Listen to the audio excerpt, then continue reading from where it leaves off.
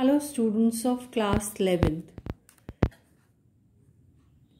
Today we are going to discuss the poem The Spider and the Fly, which is written by Mary Botham Howitt. This poem is a beast fable because the poet has used animals as characters, the spider and the fly. These are the two animals used as characters to convey a message. So fable means a story, and the moral of the story is to convey a message. So since the spider, S is written in capital letters and fly, F is written in capital letters. So you have to keep in mind that these two, the spider and the fly, they are personified or they are treated as humans. Okay, so it's a beast fable. Animals are used here as characters to convey a message by the poet, and the figure of speech, personification, is used here to indicate that the spider and fly, these two insects, are treated as humans. When you are going through the poem, when we are discussing the poem in detail, you will find that there is a conversation between the hungry, cunning or clever spider and the fly. So the conversation is there, and the conversation is in a very simple and straightforward manner. That is why you can call this poem as a simple, straightforward fable. Now let's take up the lines of the poem. Now in this poem, the first stanza, it begins with a question. Will you walk into my parlor? Said the spider to the fly. It's the prettiest little parlor that ever you did spy. The way into my parlor is up a winding stair, and I have many pretty things to show when you are there. Oh no, said the little fly, to ask me is in vain. For who goes up your winding stair can never come down again. So the conversation begins with a question, and the question is said by the spider to the fly. He's saying, will you walk into my parlor? Parlor over here means web, or you can say that parlor is used as a metaphor for a web. Then the description is being given here using the adjective prettiest. Prettiest is the adjective used here to describe the parlor, that ever you did spy. So you have seen a prettiest parlor. The way into my parlor is up a winding stair. Winding stair means zigzag stair. And so here in the conversation you find that the spider is describing the parlor or the web. In the description, the spider tells that it is the prettiest parlor having zigzag stairs, and there are many pretty things present in the parlor which the spider would like to show the fly. So you have to understand here that the spider is trying to manipulate the mind, or the spider is trying to use such words, attractive words, so that the fly gets attracted and steps into the web or the parlor of the spider. So for who goes, then you find here, oh no, no, said the little fly, to ask me is in vain. So fly is saying, the reply is given to the question. Fly is saying that it is useless to ask me to step into the parlor, because one who goes up never comes down. This is the reply given by the parlor. given by the fly. I'm sure you must be very dear with with soaring up so high. Will you rest upon my little parlor? Said the spider to the fly. There are pretty curtains drawn around. The sheets are fine and thin, and if you like to rest a while, I will snugly tuck you in. Oh, no, no, said the fly, for I have often heard it said, they never, never wake again to sleep who sleep upon your bed.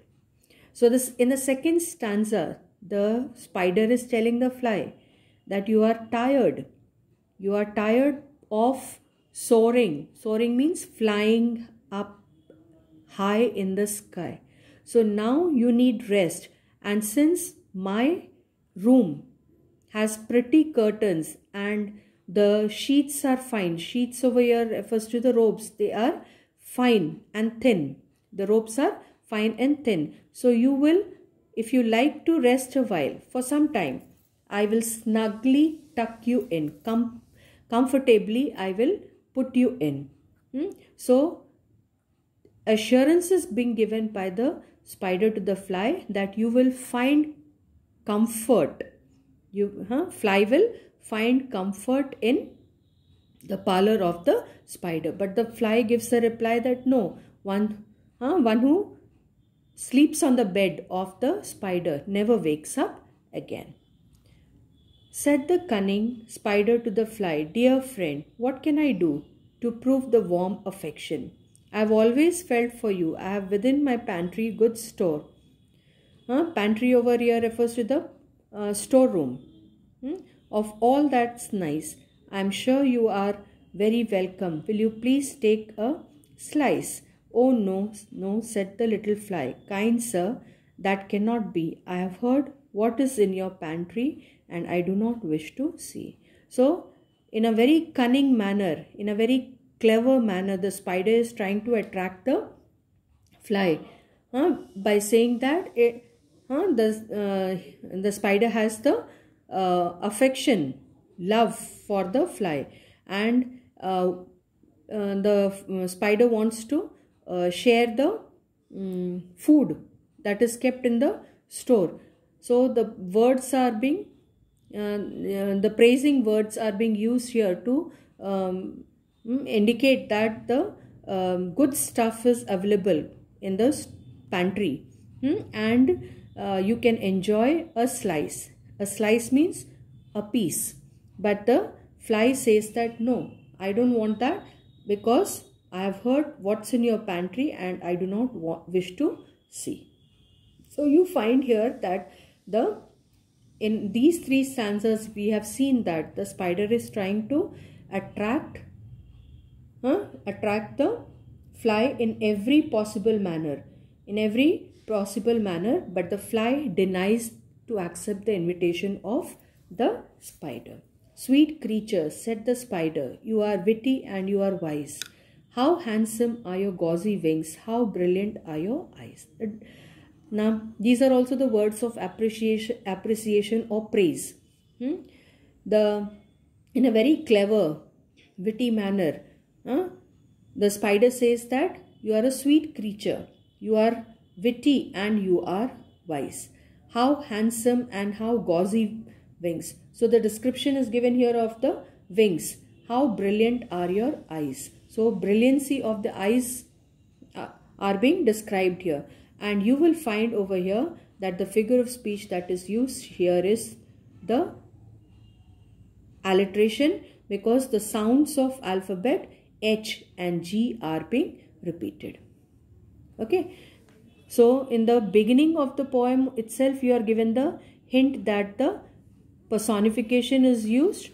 In the title itself, you are told that the personification is used because the spider and the fly both are treated as humans.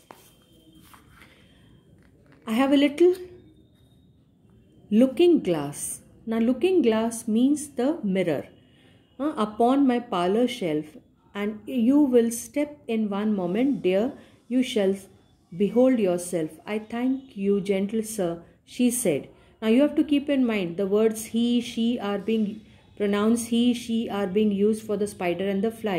These are also the clues. These are also the clues to indicate that the spider and fly are not the insect, but they are personified as humans. For what you are pleased to say, and bidding you good morning now, I will call another day. So here you find that waiting for, or you'll find that the fly is thankful for the gentleness that is being shown. For what you are pleased to say, and bidding you good morning now, I will call you another day. So it is being told over here that doesn't matter if you don't want to come now, I will call you another day. The spider turned him round about and went into his den. Den over here refers to the dirty cell. For well he knew the silly fly would soon be back again. So the word silly indicates that the fly is foolish and the spider is clever. And the spider knows that the foolish insect, the foolish fly, will definitely or will soon be back again. So he wove a subtle web. Now subtle web means intricate web. Intricate web. So that this web can be used as a trap for the fly.